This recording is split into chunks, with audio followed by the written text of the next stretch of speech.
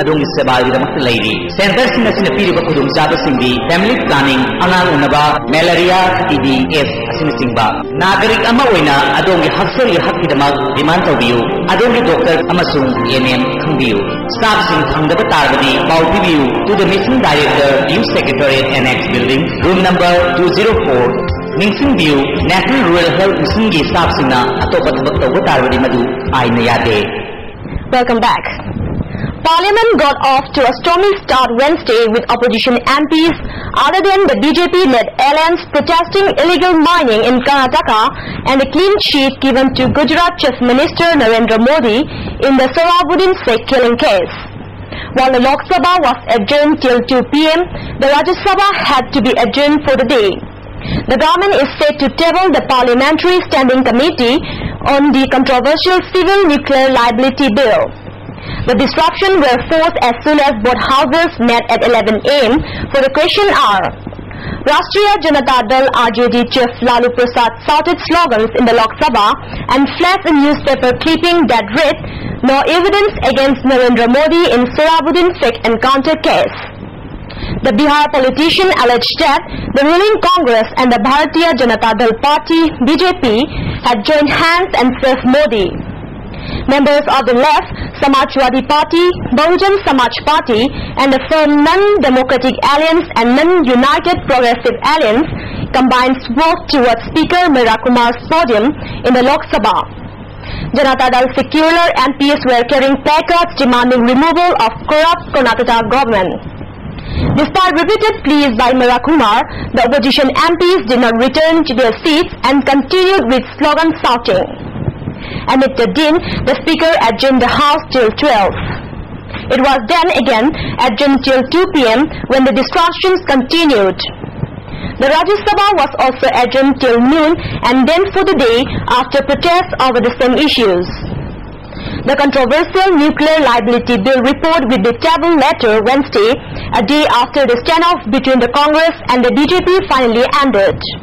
The BJP indicated its willingness to accept the trebling of compensation in case of an accident to Rs 1,500 crore, a key proposal contained in the parliamentary panel's report on the bill. The Parliamentary Standing Committee on Science and Technology looking into the bill Tuesday finalized its report which recommends raising of the compensation cap. With a view to fast-tracking the passage of the legislation in the ongoing monsoon session of the Parliament, the Congress called for forging consensus on the bill, a prerequisite for implementing the landmark India-USA Civil Nuclear Deal.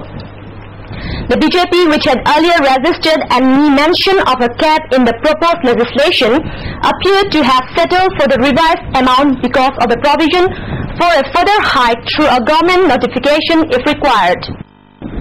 Commonwealth Games Federation President Michael Fennell, who is on a two-day visit to New Delhi, will inspect various stadiums on Wednesday and meet the government officials to get an update on security for the 2010 Games beginning on October 3.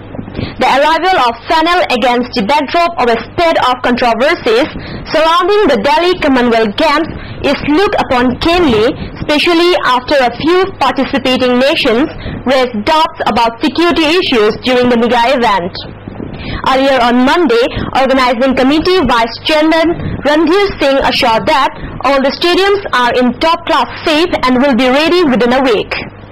Fennell, during his visit to New Delhi in March earlier this year, expressed optimism that Delhi will put up a first-class show as host of the 19th Commonwealth Games and said he was satisfied with the preparations the 2010 Games.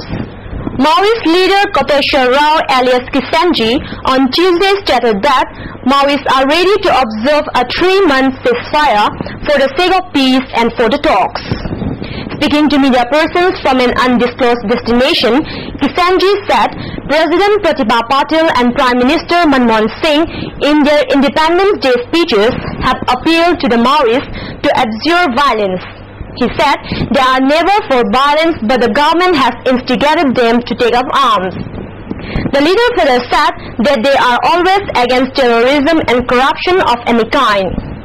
It has been the party's mandate to fight corruption, and so they are mobilizing people all over the country to ensure that they raise their voice against injustice. Well, that's all we have for today, but before we close, the headlines once again. 3 army including a colonel killed in chopper crash in Nagaland-Manipur border, and 3-day International Documentary Film Festival begins. See you tomorrow at same time, and thank you for being with us.